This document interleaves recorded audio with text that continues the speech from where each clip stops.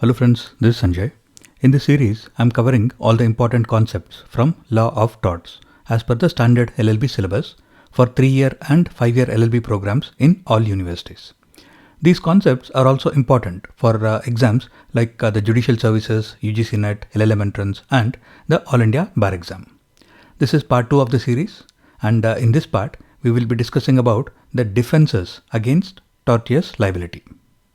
Let us start with an overview of how the defenses against a tort liability are structured. If a tort has occurred, then the first aspect is to check whether it is a situation where absolute liability is to be applied. Because even if it is strict liability, some defenses may be available.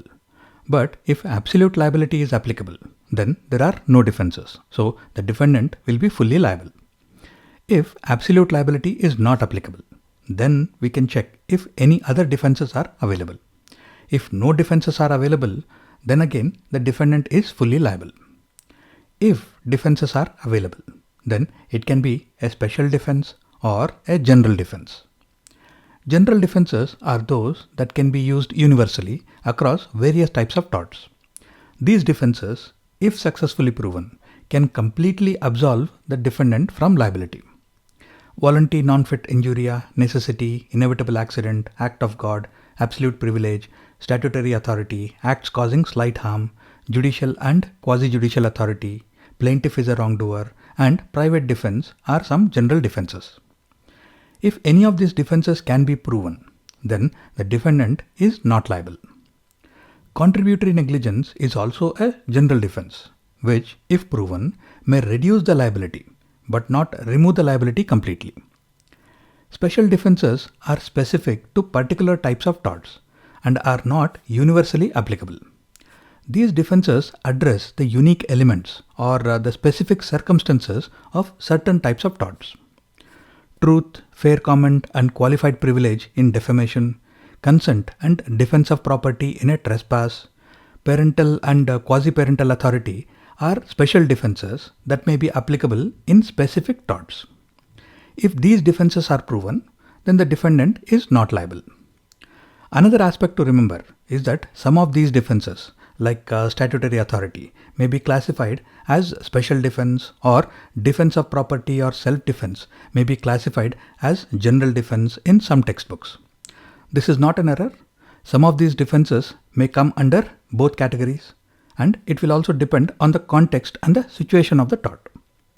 In this part, I will cover all the general defenses, and I will cover all the special defenses when we discuss more about specific torts like defamation and trespass. Volenti non fit injuria is a Latin maxim that roughly translates to a willing person injury is not done. In other words, if a person has given proper consent for an act, he cannot later claim damages for any injuries that happened because of that act. For example, if a landlord has duly leased a house, he is deemed to have given consent for the tenant to enter the premises, and he cannot later sue the tenant for trespass, as long as the terms of the lease are not violated. Here, there is express consent. Or when a delivery person, it might be food delivery, courier or post, enters the compound of a house, then the person is deemed to have the right to enter the premises. Here the consent is implied when the order was originally placed. Here the delivery person cannot be sued if he enters the premises to the extent that is absolutely essential, like entering the compound and coming up to the main door to ring the bell. But if he enters the inner parts of the house without explicit permission, then he is exceeding the limits of the implied consent and can be sued. So consent can be express, like in the case of a landlord, or consent can be implied, like in the case of a delivery person. And for the consent to be valid, the person who is giving the consent must have the knowledge of the risk and should have voluntarily accepted the risk. The other important points to remember about consent are, if the act that led to the injury itself is illegal, then consent does not matter. The plaintiff can sue, even if voluntary consent was given. The consent must have been given freely, without any undue influence, coercion, fraud, misrepresentation, or by mistake. Just having a knowledge of the risk is not the same as giving consent or acceptance of the risk. The consent must have been given explicitly or implicitly. Even if consent was given, the maxim will not apply if due care is not exercised or the proper process is not followed during the act. Volenti non-fit injuria will not apply in all cases. Even if all the requirements are fulfilled, there are some exceptions. For example, in employment-related injuries, because workers' compensation laws often override this doctrine, because employees might be exposed to some risks inherently as part of the job, but the employees did not explicitly consent to being injured on the job. And in rescue situations, because if someone is injured while attempting to save another person from harm, the maxim does not apply because the rescuer did not consent to be injured in that attempt. And if a person accepts a lift from a drunk driver, then this maxim does not apply because the act of driving while being drunk itself is illegal. Then the consent of the passengers will not matter. Also, if an act which caused the injury was due to a breach of a statutory duty, then again the consent of the plaintiff does not matter. And in cases where applying this doctrine would be against public policy, the courts may refuse to apply it. And also, if all the risks associated with an activity were not disclosed, then the plaintiff would not have full knowledge. So, then again, this principle does not apply. In Padmavati versus Dugganaika, two individuals who were unauthorized passengers in a jeep died when the vehicle met with an accident. The court held that since the passengers voluntarily took the risk of traveling in the jeep, volenti non-fit injuria was applicable in favor of the defense, and the plaintiffs could not claim compensation. In Hall versus Brookland Auto Racing Club, a spectator was killed when a car left the racetrack during a race. The court held that the spectator was aware of the risk and the spectator had voluntarily assumed the risk of such an accident by attending the race. Thereby, the court applied the principle of volenti non-fit injuria. In Lakshmi Rajan versus Malar Hospital, the defense argued that the patient had consented to the surgical procedure after understanding its risks. However, the court found Malar Hospital liable for inadequate surveys and unauthorized medical intervention. The court determined that first of all, Lakshmi Rajan's consent was obtained under duress, so the consent was not free. And even then, the consent did not extend to the removal of her uterus. Therefore, volenti non-fit injuria could not be claimed as a defense. Necessity can be a defense in tort law if it can be proven that it was absolutely necessary to commit an act that caused some harm or some injury to the plaintiff.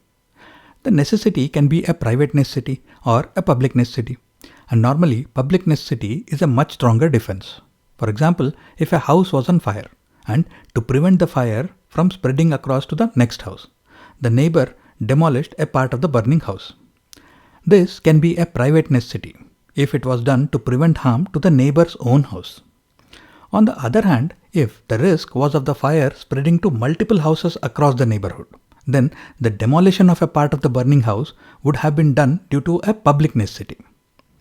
For the defense of necessity to work, it should meet certain essential criteria. There must be some imminent, that is, a real and immediate danger, which made the act necessary. And the person committing the act must have a reasonable belief that the action is required to avoid the danger. And there was no other practical and reasonable alternative available.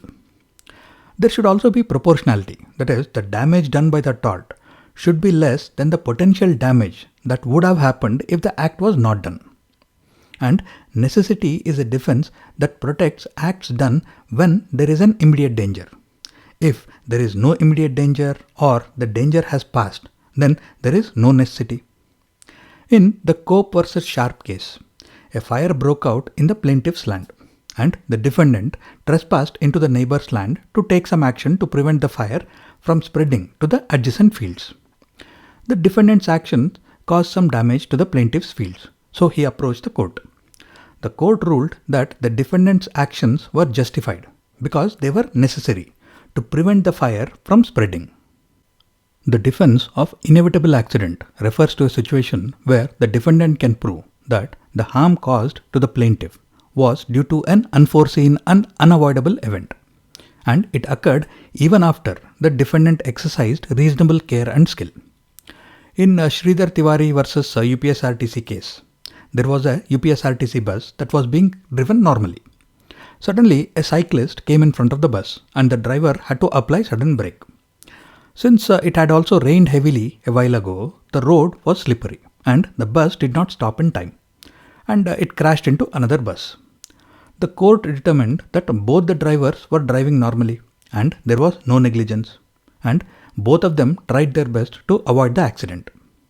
Therefore, this was held to be a case of inevitable accident, and the defendant, UPSRTC, was held not liable for this act or this accident. As we can see in this case, the essential elements of this defense are absence of negligence, unforeseeable circumstances that a reasonable person cannot predict, and there was no other alternative course of action to avoid the accident. Inevitable accident may appear to be similar to the defense of an act of God. The key difference here is that acts of God refer to natural events like floods or earthquakes, whereas accidents are the direct or the indirect outcome of human activities. An act of God or vis major describes an event that is both unforeseeable and unavoidable, resulting from natural causes without any human intervention, like an earthquake or floods. For proving that the damage was caused by an act of God, three conditions have to be fulfilled. The event must have occurred completely because of natural causes, without any human influence, interference, or negligence. The occurrence and the consequences of the event could not have been reasonably foreseen or predicted, and the event could not be prevented or guarded against despite taking due care. In the Nichols versus Marsland case, the defendant had created an artificial lake on his land. Following some unprecedented heavy rainfall, the embankments or the walls of the lake broke and the water rushed out. This water washed away a bridge that was owned by the plaintiff. The court ruled that the amount of rainfall was much higher than what was normal and could not be reasonably expected. This rainfall, which caused the incident, was deemed to be an act of God, which was unforeseeable and irresistible, and therefore the defendant was not liable for the damage to the bridge. In Kallulal versus Hemchand, the wall of a building collapsed due to heavy rainfall, causing the death of 2 children. The defendant claimed that this heavy rain was an act of God, which caused the wall to collapse. The court held that the wall previously had some cracks that had been neglected, so there was an element of human negligence involved in this accident. Also, the amount of rainfall, though it was heavy, was expected and not extraordinary during the rainy season. Therefore, the collapse of the wall was not an act of God. Absolute privilege is a defense against a defamation claim that is applicable only in specific situations. If applicable, absolute privilege grants complete immunity from legal liability for any statements, even if they are false or defamatory. This defense ensures free and open communication in certain situations that are deemed crucial to public interest.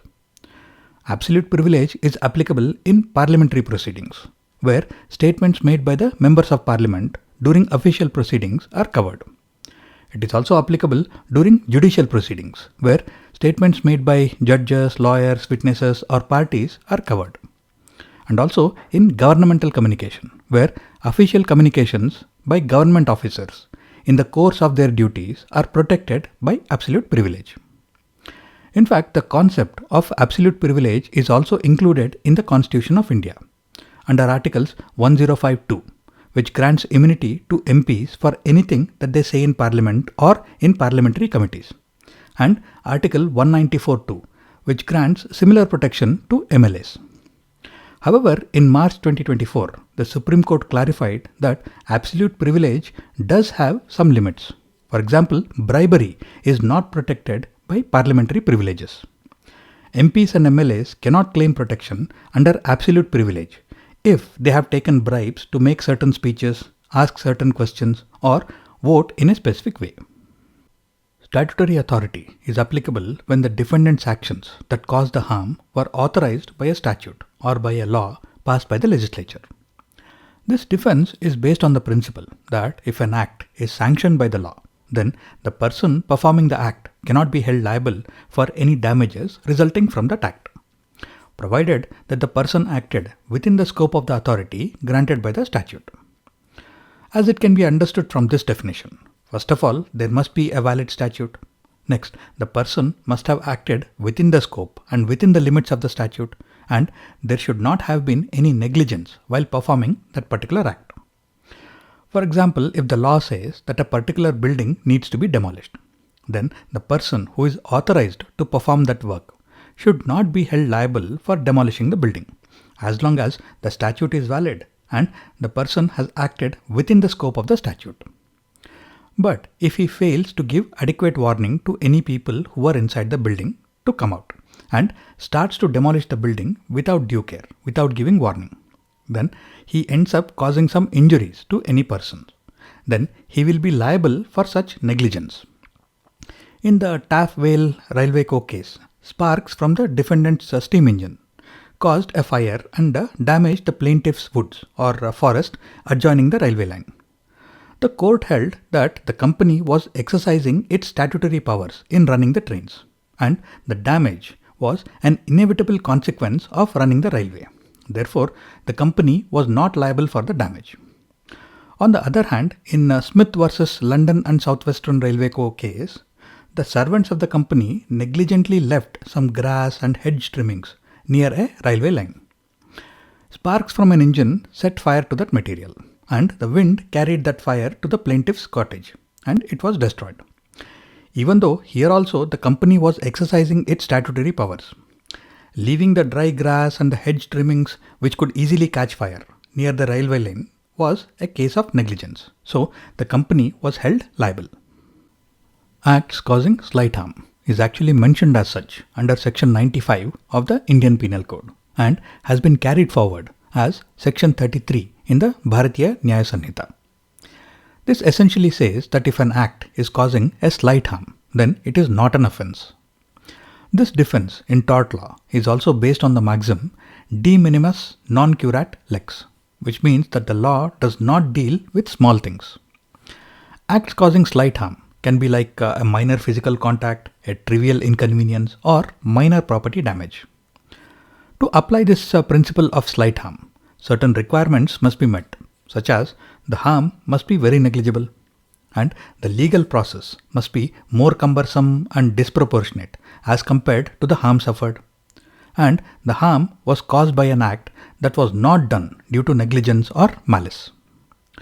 But there are also some other points that need to be considered before deciding if the harm is trivial. Since there is no standard definition or a list of slight harms, the decision and the interpretation will be very subjective and will depend on the circumstances, the context, and the people involved in the incident. If the harm, even if it is slight, was caused with bad intentions or with malice, then this defense may not apply. And if there is a sequence or a series of slight harms, they may add up to become a significant harm. In Bhim Singh versus State of Jammu and Kashmir case, the MLA was wrongfully arrested and prevented from attending one session of the State Assembly. While the harm may have been very slight, the court ruled that since the fundamental right to personal liberty had been violated, the slight harm defense is not valid, and the state was liable to pay compensation to the plaintiff. This is a good example of how subjectivity is applied to decide whether a harm is slight or not. In the Vashisht Narayan Kumar versus State of Bihar case, there was a discrepancy in the date of birth mentioned in the plaintiff's application form, due to which he was being disqualified. The court ruled that this was a negligible harm because it did not affect the candidate's selection in any way. So the candidate should not be disqualified. There is an interesting little act that is only 1 page in length and has only one section. The footnote section is bigger than the actual act itself. It is called the Judicial Officers Protection Act of 1850, and this act is the basis of the judicial and quasi-judicial authority as a defense in tort law.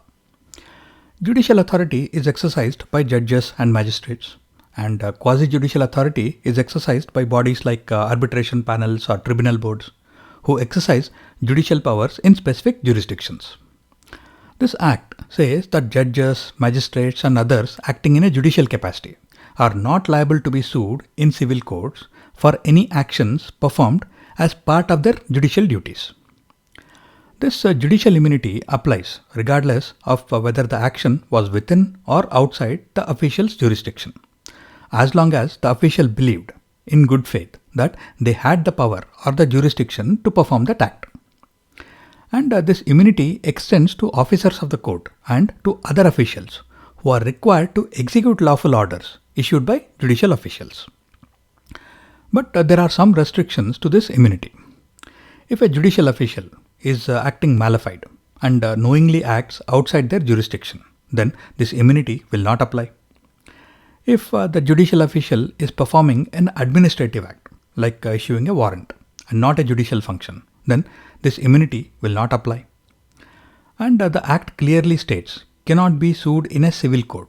So this is only immunity against civil lawsuits and not against criminal prosecution. In the Sailajanand Pandey versus Suresh Chandra Gupta case, the magistrate acted malified, illegally and outside his jurisdiction and ordered the arrest of the plaintiff. The court held that the magistrate was not protected under the Judicial Officers Protection Act and was therefore liable for the wrong of false imprisonment. In the state of UP versus Tulsi Ram case, the judicial magistrate signed an order for the arrest of the plaintiffs, who had been previously acquitted by the High Court. It was held that the magistrate had acted negligently, and also he was only exercising an executive function while issuing warrants and not a judicial function. Therefore, he was not protected under the Judicial Officers Protection Act. Plaintiff is the wrongdoer is based on the legal maxim ex turpi causa non oritur actio, which translates to no action arises from an immoral cause. That is, a person should not be able to benefit from their own wrong actions. For example, if the defendant has a factory that is shut down and locked, there are proper signboards clearly indicating that entry is prohibited and that the premises are dangerous. And the plaintiff ignores the signboards, jumps over the gate, goes into the factory and gets injured, and then sues the defendant for the injury.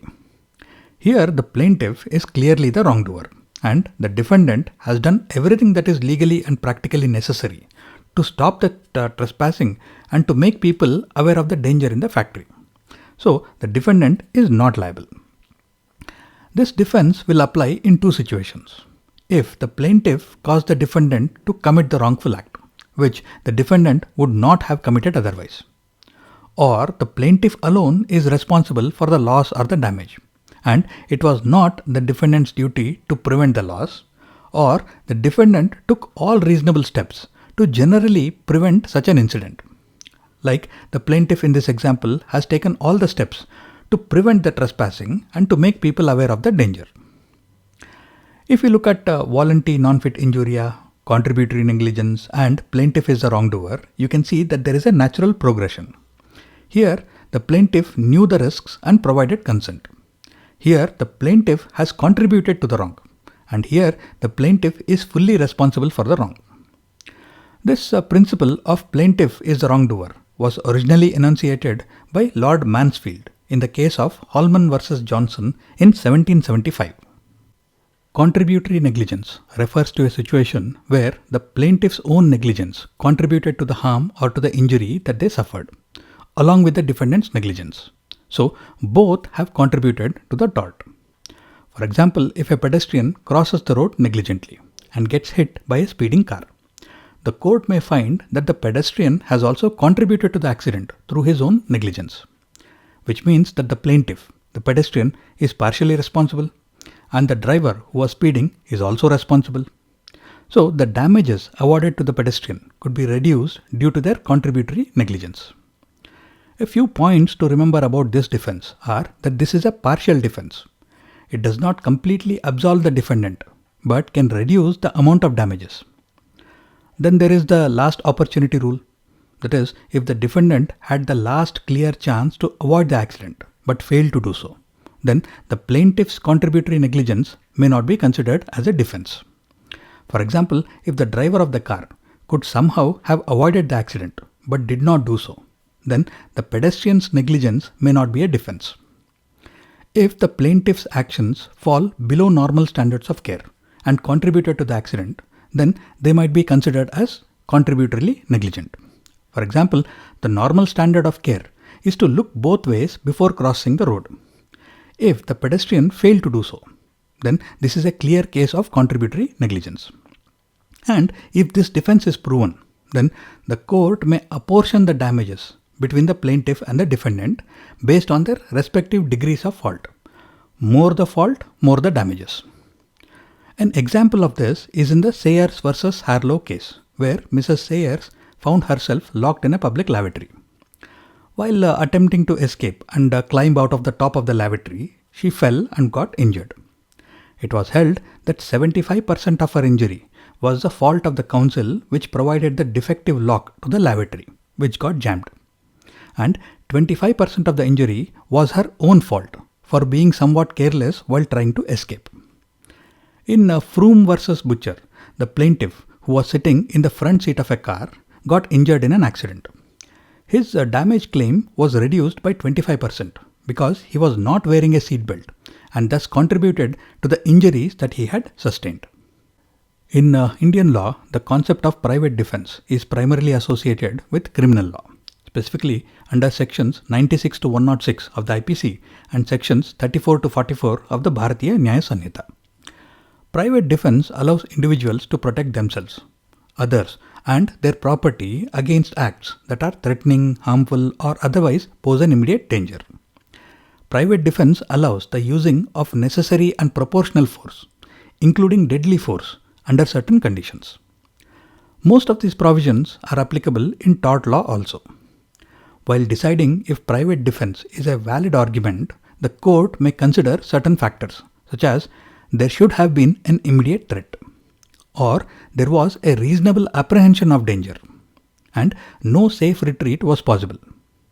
There was no other practical alternative available at that time, and reasonable and proportional force was used.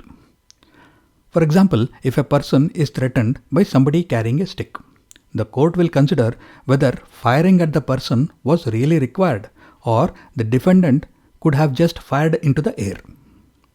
Was it really necessary to fire all 6 rounds at the person, or would just firing 1 round have been sufficient? So there are some limitations to private defense. It does not justify violating the right to life of another person, unless there was an absolute need to do so. And the force used should be reasonable enough for defense and should not be excessive. And if the defendant initiated the use of force, then the private defense argument may become very weak unless a reasonable apprehension of danger is proven. In Debendra Bhoy versus Meghu Bhoy, the court held that private defense extends not only to the right of the person to protect himself, but also to protect the person's family and even others also. In Collins versus Renison, the court held that private defense does not justify the use of excessive force, that is, unreasonable and disproportionate force should not be used. Parental authority refers to the rights and responsibilities that parents have over their minor children. In tort law, parents may use this defense while disciplining their children within reasonable limits, or while making decisions about their children's education, healthcare, or other aspects of their upbringing. Quasi-parental authority extends the concept of parental authority to individuals who, while not being biological parents, stand in similar position of responsibility. This is referred to as loco parentis, that is, in place or in position of the parents. This may include teachers, guardians, school administrators, or caretakers in a boarding school. First of all, this defense will be valid as long as no other laws have been violated. Next, the court may consider factors like whether the action was within reasonable limits. Mercilessly beating up children is not reasonable. Whether the person has acted in good faith within the scope of authority, with the best interest of the child in mind. Also, societal norms must have been followed, not the person's own standards. Also, the age and the maturity of the child may also be taken into consideration to validate if the action was required. If a child is mature enough that a verbal warning would have sufficed, then physical punishment will be considered excessive. In R versus Newport, it was held that the authority of a teacher to correct his students is not limited only to the wrongs which the student may have committed within the school premises, but may also extend to the wrongs done by the student outside the school. So, if a headmaster punishes a child for smoking outside the school premises, it is justified, as long as all the previous points have been followed. And with that, I will conclude this part. If you have any questions or feedback, post a comment below. I will see you soon in the next part. Take care and Jai Hind.